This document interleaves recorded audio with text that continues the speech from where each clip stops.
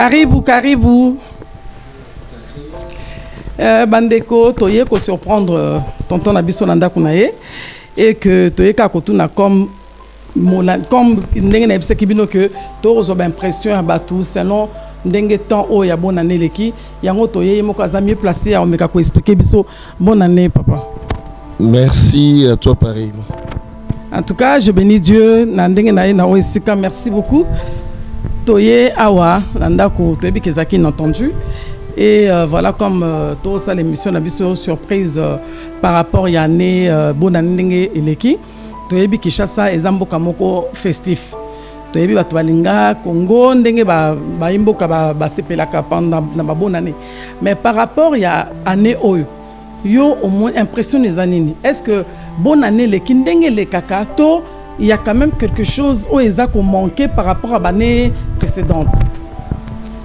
Merci d'abord Mingi maman chouchou ndenge boye ko interviewer nganda kunanga malgré que bon annoncer ngate que boleka bon une visite brusque ça la rappelle bien la maison qui reçoit c'est une maison bénite na yango la question au tuninga na mission no mingi on parlera mingi dans un caractère social donc qui cadre avec la société concernant bonne année 2020 donc l'entrée la fin de 2020 l'entrée 2021 en tout cas je dirais pour moi personnellement pour monsieur Serge ça s'est très bien passé. Ok donc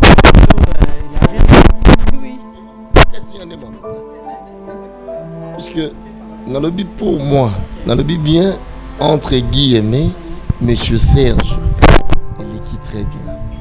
Mais je ne sais pas si tu vas me permettre d'en parler des autres, puisque les Congos, ils ont gâté, les Congos, ils ont eu mon côté, les Congos, ils ont famille gâté, les Congos, ils ont famille présidentielle, il y a tout un échelon, graduation, Mobimba, il y a ma classe.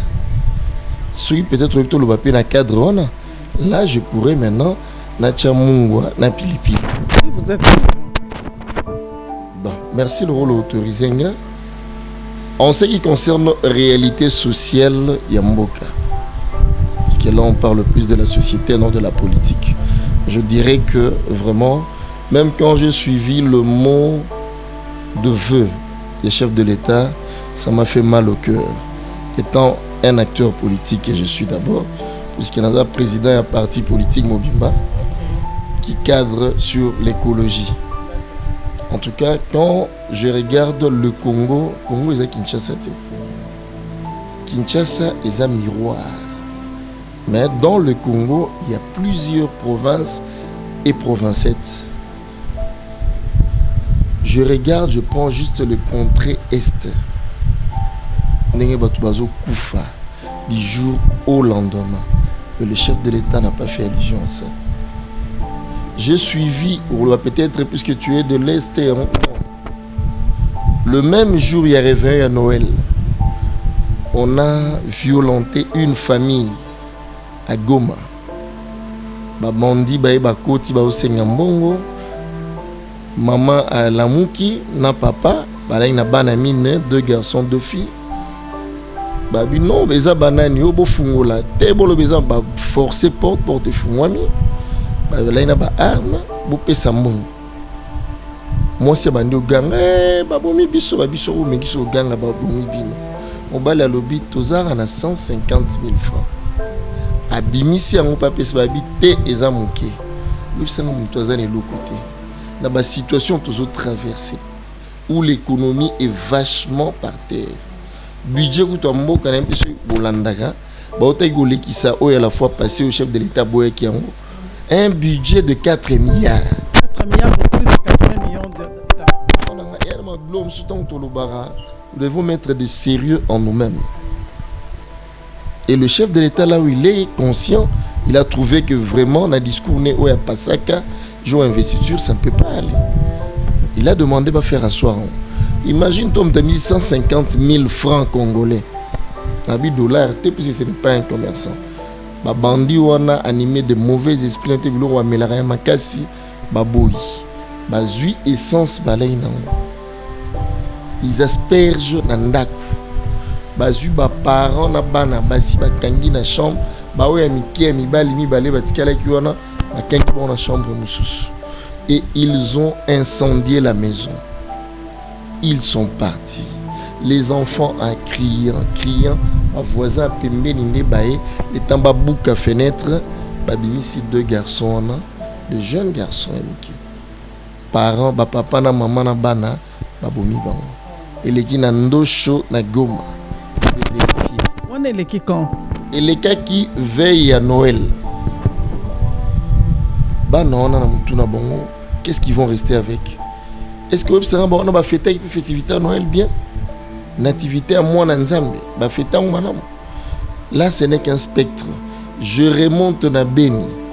Pas plus tard que hier. Hier il y a le 2. Il y a le 2. Ba rebelle ya Uganda. Na ba omswa benga ba Afdel Nalu. Ba koti ils ont tué nos frères militaires de FARDC. Tué sérieusement, je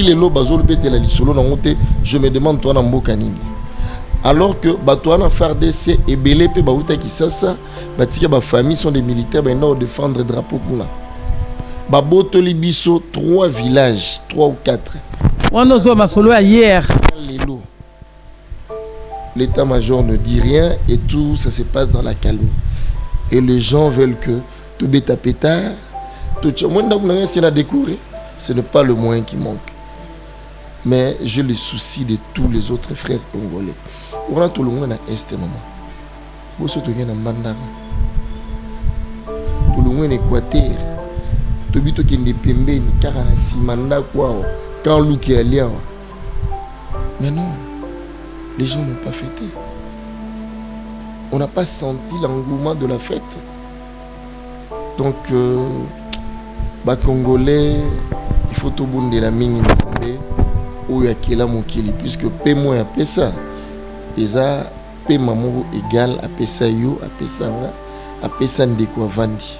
Tous nous devons jouir de bien et surtout en particulier nous les Congolais. Richesse et bello ya pesa biso.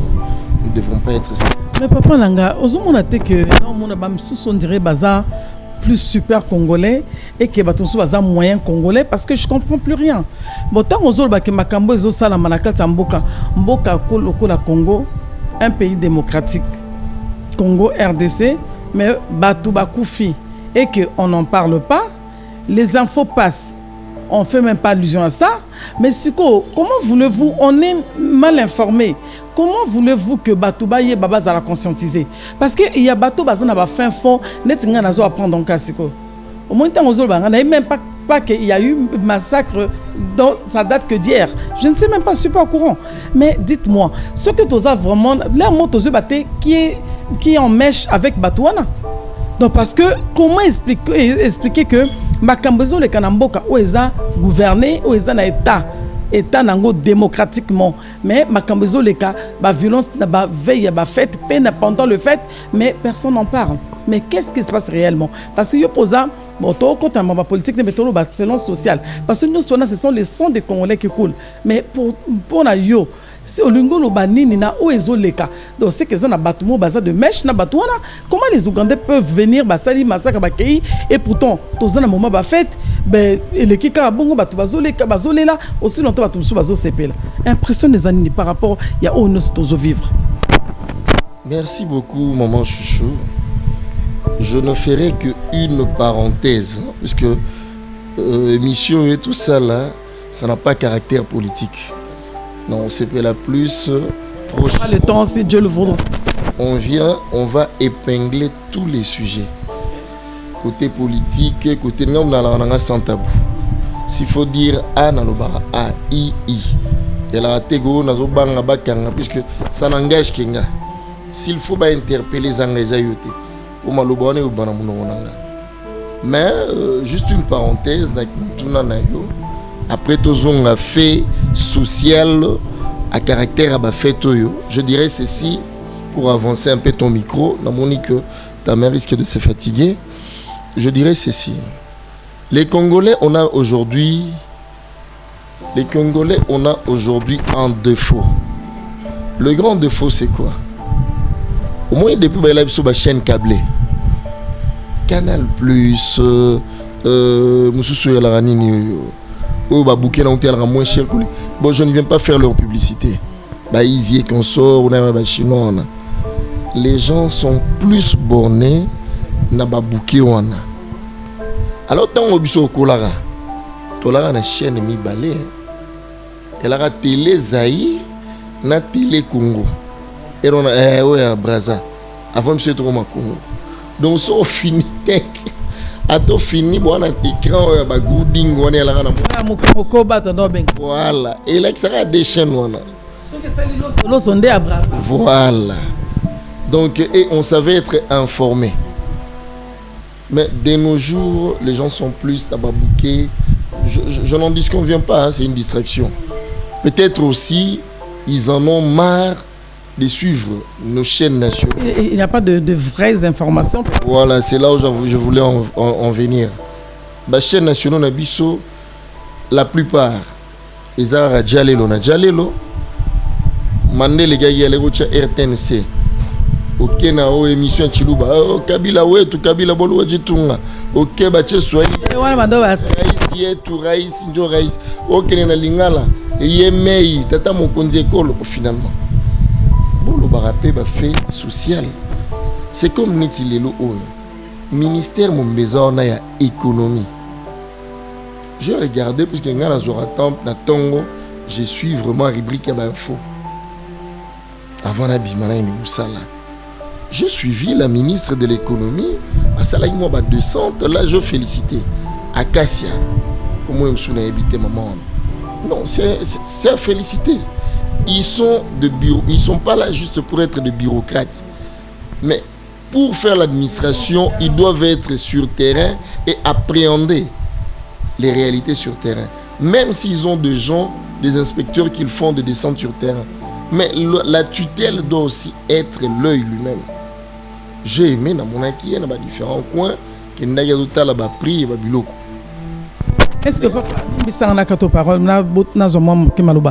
tant où il y a sali descente à Moni, mais est-ce que il y a un gonde mutoko que biloko kita parce que total na ba fait awa, ngai moko na meke questionner na moi ba marché ko tala biloko ezalaki carton Thompson o kutu ya eza 20 plus nous devons benga 20 plus. 20 plus. Ezaki na reçu na ba 60 là na ba fait awa na le 31. On a eu ça à $85. Aux hommes, biloko on se flambé malgré ministre Abato Kita qui a tali ba prix. Est-ce que Congolais d'abord on a conscience ayebi que ndenge zaona ayebi suivi ezalaka na honte. Le jour même il faut monter à Kiti à Tali, mais il faut qu'il y ait vraiment un suivi. Que bateau ba hollandais na sima. Mais tu comme on a le lendemain ba prix ezongi ko tumusu ba triplé ba doublé. Mais dites-moi, est-ce que on les a faute ya gouvernement, tous a faute pe biso moko ba imboka parce que to lingi pe ko sungana te. Maman na ensemble la rate. Na Bibli ezane sika mungeloba mon peuple périt faute de Congolais a une connaissance. Connaissance c'est ngo ba boania na boebi. Congolais na boania. Malgré que ba kondio basile au Kamba Congo. En tout cas ça c'est une réalité. On a vu vraiment de la bouillabaisse. Puisque na tika la moment en côté, je ne sais pas. Éducation échangea ou pas tant au biso kolagi to kuti ba dozo résultat na kwa kuna kalao na ba journal lima il faut une tala na journal na tango ya lelo résultat comme bima na téléphone portable OK yo mo fini à l'hôtel rubrique nabino. Mais non, je vois il y a vraiment renversement. Modernisation non. Laissez-moi continuer, je n'en dis qu'on vient pas. Je ne suis pas en train de condamner le système là, mais je condamne plutôt le fait que l'éducation est commis par clé vraiment à un niveau moins arabe. Tu t'imagines, tu sors au Talaboué à Longinae, Vandobi, petit on a vu, bon tournez-moi question mon qui a évité. Ok, au salaire section une haute littéraire. Retournez-moi question mon latin, il n'y a pas ni mot. Si oui pas qu'un parabellum à éviter. Retournez en français conjugaison verbe à éviter. Finalement, qu'est-ce que nous sommes en train de donner comme fruit dans la nation congolaise? C'est un danger. Et pendant 18 ans, Boubimisi a fruit et n'imwana. Chance le repam. Donc on est pas même mon mima qui soit te ba petit quand le abundara. Yo botola makina. A otap na plateau na se akani makofi. Puisque il est revenu na ye yango wana. Non. Tozonga na nengia moi minimum ya dignité à mutu.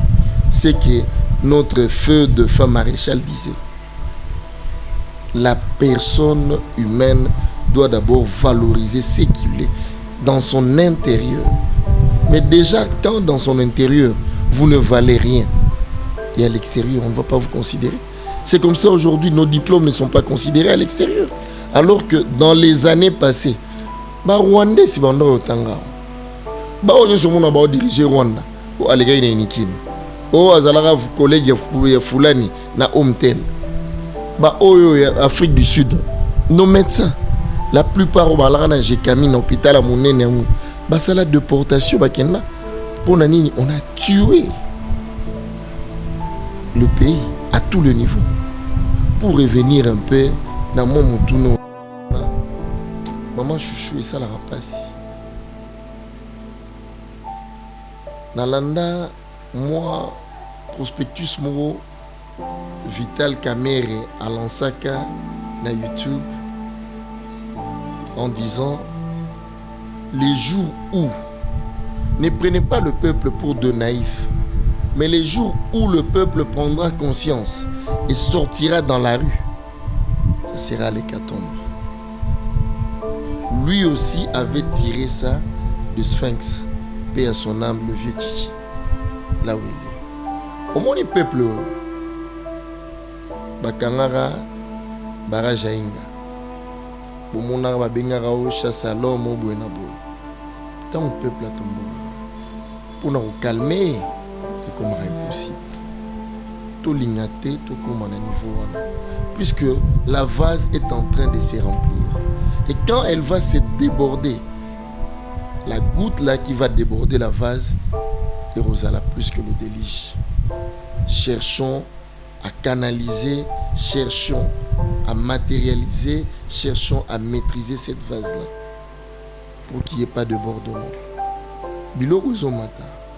Thomson et Octolobie bandé et au monde il y a 60. Biso 85. 85 dollars. 85 dollars. Bien moi là que non, Rama Thomson, c'est à 10 dollars. Donc carton 30 dollars. Et matériel nini. Baton en haute mer nyoso yara et si ici ba camion frigorifique et en oti qui ça car on a bato fait wana moi bloc wana et ba homme d'affaires c'est un syndicat là, des hommes d'affaires c'est eux qui jouent avec le pays et le gouvernement est là sans rien faire alors que le gouvernement des baromètres macroéconomiques est restabilisé au yena bilo on a au fouti ba taxe.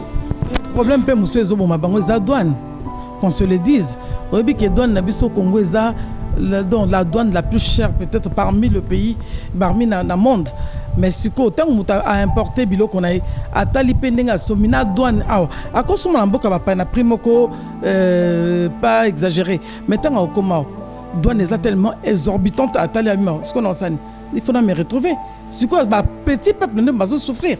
Po tozoka ke ba moko ba kolo ba futa rapé douane.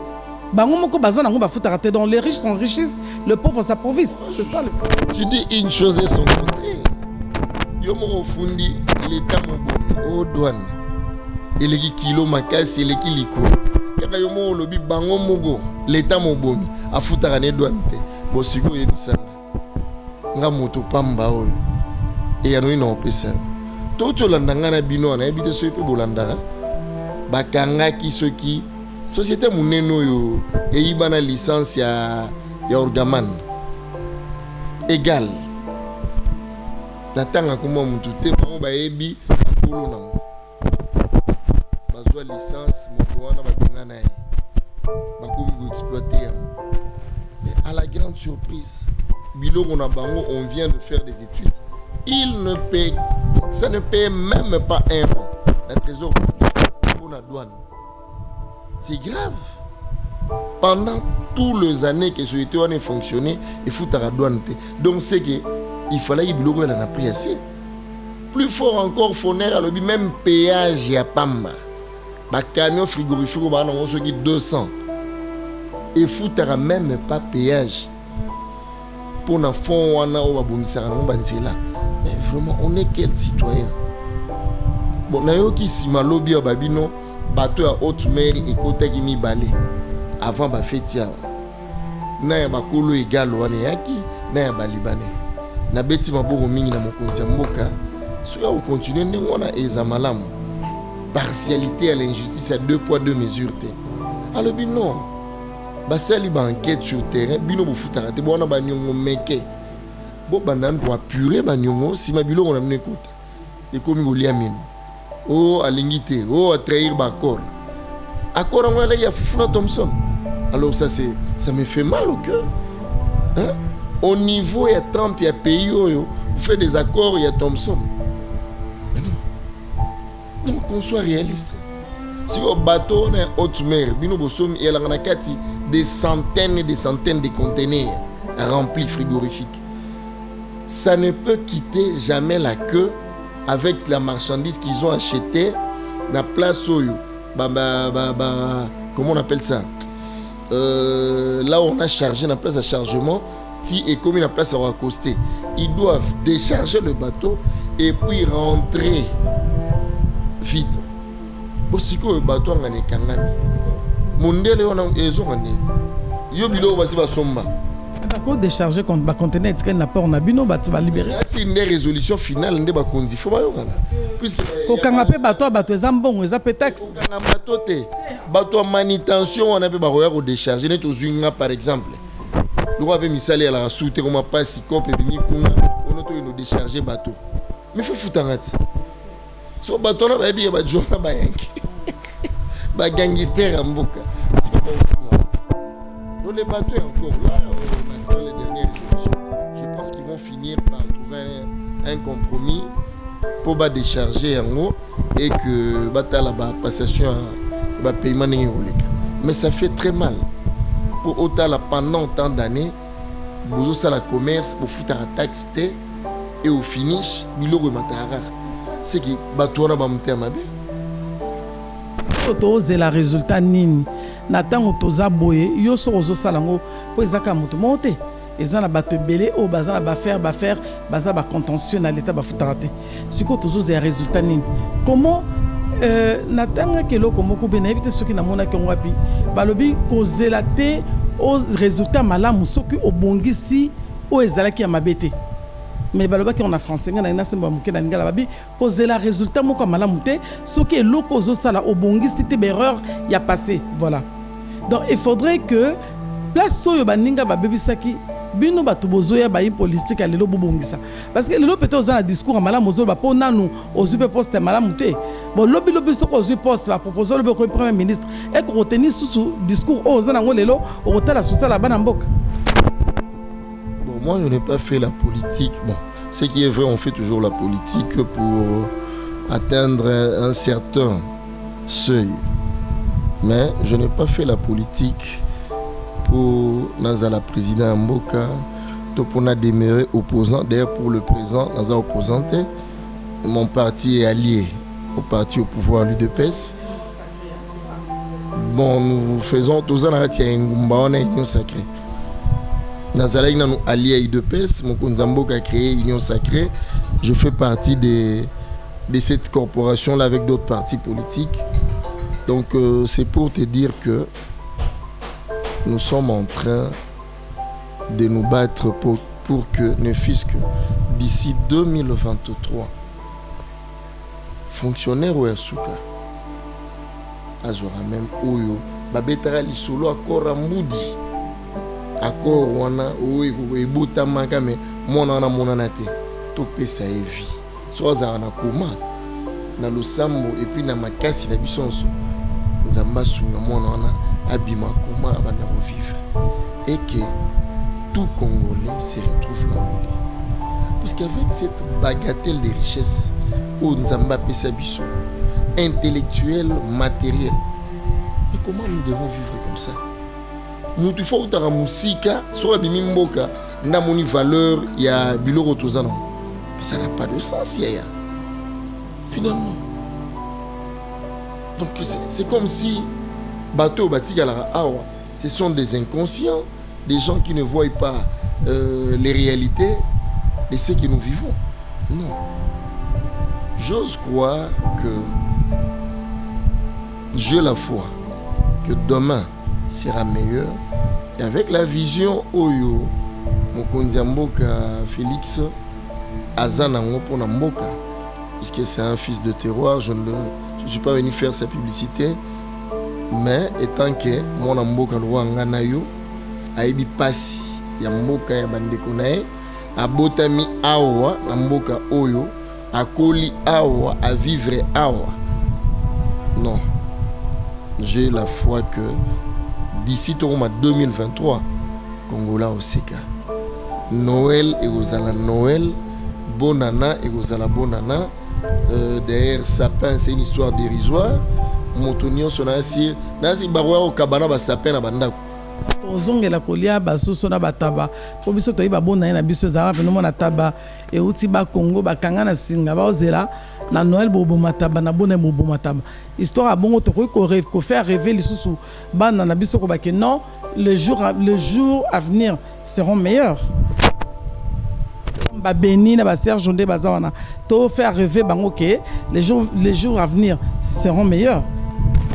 Certes le lobby bato va sambela wazongisa inchallah les jours à venir et aux ala au lobby wana, mais Congolais n'y se fois la main dans la pâte. Totika motema likunia motema likundu Congolais linga moninga no Congolais ya monde osala kina bomoko Congo kenda liboso ezate so voisin lamba isoso lelo il faut kende kuna na moi souciat o moneza na makala na bango milinga na ngo bebiselanga simamir te toza na motema bolimo kulia mondela salongo na tapo tango ya ba papa na biso to ba rolia. En tout cas moi je suis né d'une génération ngana ou série sister, mais dans ma génération en série 7 en tout cas tout koli ne biye full mbo ko ta ki full te le na mama na mbo musuba indanga na bandako ba to banga te o ke kelela so bona mbo fo ma chien méchant donc mbo on a pour regarder ndako mais mbo le lo ma atambola na nzela inde gauche droite kinois penza leleki je ne suis pas en train de taxer mes frères kino les loyo nia o kondo ko ma bilei bania ba mo bango mana ndako na balabala ba mo na ba mur yanga kutu balé oh tu ko lo ba ya sonia munene balé en fait bayibi été na kabaki po mbwa bandeko bo limbisa o eza ambiance émission en fait na kabaki mbwa ataki mbwa ate abokela ki salive en fait tant aboke sa miso mbo evimbi pona séparer bango na pesi mo na ngamo kakambi abombela ngambwa oyo minette mbwa ki nyao kitoko mbwa nyao bombela ngamo chat na ngao minette ya kena na tuna na bina récupérer na le temps na lukaneni na ko séparer bango lobi na tuna mama balamba kena mwamba. Bon, ça fait mal mais ce sont des réalités au biso na RDC to baraté ba blora toujours en Asie. Si en Asie on mange le chien, on mange bacha, mais on va aller à una blorezangatina.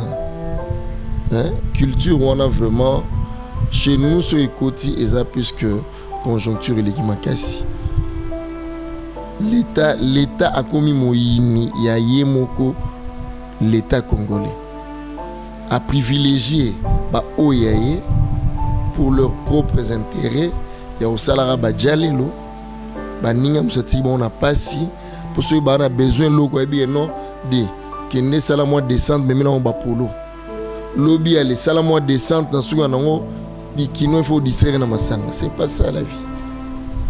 Permettre de qu'on aille au lobby, aille ba foutre la ndaku, lobby aïba rosoma mabele aïba rotonga ainsi de suite, que ça soit vraiment à la comment dirais-je, et ça la bilo moro est donné à tout le monde, comme dans les années 70 tina bané 82 n'engé viezala Congo est robé vers les années 84 hein, des gringolas des côtés.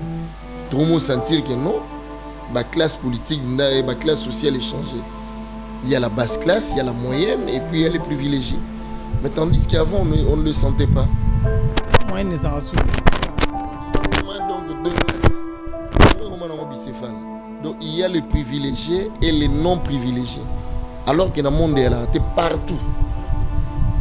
Il y a une classe basse, une classe moyenne et puis et une classe privilégiée. On les appelle de privilégiés par rapport à ce qu'ils apportent à l'État congolais. En tout cas, Papa Nanga, mais le temps nous fait défaut. Vous savez que la télévision, c'est de l'argent. Et vraiment, je suis très, très ravi. Et c'était vraiment un honneur pour moi de vous recevoir sur mon plateau. Et comme j'avais dit hein, au préalable que c'était une surprise, ils ne savaient pas. Et on aura encore d'autres surprises dans l'avenir. Et je sais que Dieu nous fera grâce de nous entretenir encore de nouveau parce que vraiment c'est un magasinier. Hein. C'est vraiment toute une bibliothèque. Donc on en aura encore besoin. Et voilà. Mes chers internautes, je voulais vous dire un grand merci, excusez-moi, un grand merci d'avoir suivi ce numéro. Et naebi que bokozwa ya ebele lisusu boroyoki m'impression ya bandeko ebele o balobi na balabala ba imboka tozozwa batu ba couche nyonso ya social kotala lolenge nini fin d'année ezalaki bonne année to bara bonne année o ngai na to yebaka ba série na ba série parce que papa na so bi la série na bango ngape na bi série na so époque na so ezalaki époque ma so pe to yebi époque kingani mais époque lelo nde to yebi te comment bango ba koki vraiment ko énumérer par rapport ya ko recadrer situation na bango mais na nyonso to kolba que to simba na ba congolais na bomoko nde to mboka. La Bible nous dit un truc que une maison divisée ne peut pas subsister. On peut pas être divisé en espérant qu'on construire tous à la bomoko. Au moment de kono congolais na problème hein. Donc, yakana nous sunga de nos Congolais. Bongi ça tous à quoi Ouest africain. Tala asiatique. Le loto tala obi vraiment c'est la fierté comme on a battu mususu asiatique ndé batondi na Congo. A osala bengi ndé kona ko sala et puis bana complicité mo ko sakanate. A koki jamais ko so Congolais placé na place on ndé kona ça. Azo privilégié on ndé kona ngana Congolais to ba que ceux qui placent les gens surtout puis sur Libanda to benga mutu kingandi. Étranger o testo na benga na mutu kokana. Mais non. To bannir au biloko wana c'est pas bon. Osons l'humilité précède la gloire. Et na koleka to chuter vraiment toza sous la tente na ina pesa pa na micro so azana un mot à dire en un mot à dédicacer ou bien alinga lo balikamba suka pour na biso na Où va le monde TV. Merci maman nanga Eliboso d'abord na ko remercier Bino yo na bandeko cameraman nebo s'est déplacé même si vous m'aviez surpris. En tout cas, je vous jette beaucoup de fleurs et beaucoup de fleurs à votre émission. Que l'année 2021 est la année où il y a succès sur succès na Onyonso Borosala et que l'émission n'a vraiment elandama et beauté la peut vraiment ba fleur et belle. De deux l'orangana na loba.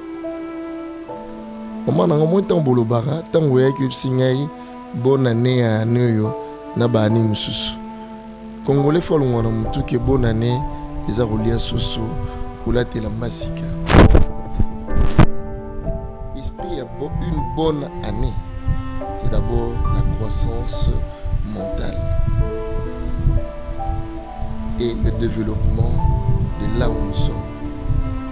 Est-ce que le milieu où nous sommes les a développés par rapport à l'année antérieure? Banzila, Bakisala tout master mema master na saut de mouton, tu éviter les loups petit na ngamoa les yiba rota chang falara ya bivier. Ozonga robeta lisolo la ba. Te kabilo suna saut de mouton ba mapa banini na bio Jésus. Avant-hier accident rawa na oya boulevard la Sosimat. Non. Tu es bandé une bonne année veut dire mambo ya sika. Tout ça la rétrospective nango to kinda liboso.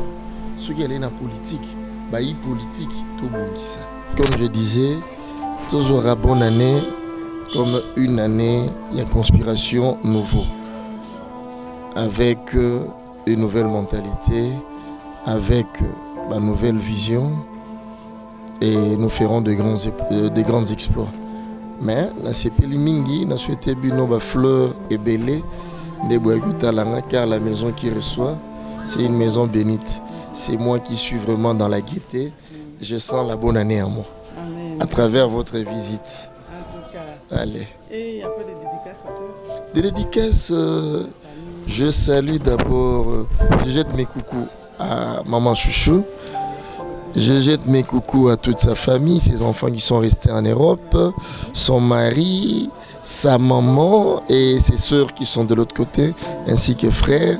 Tatiana na bosanité et Akuto. Alors mes enfants Béni, Sergio, qui sont en vacances à Kampala, je leur jette aussi beaucoup de fleurs là où ils sont.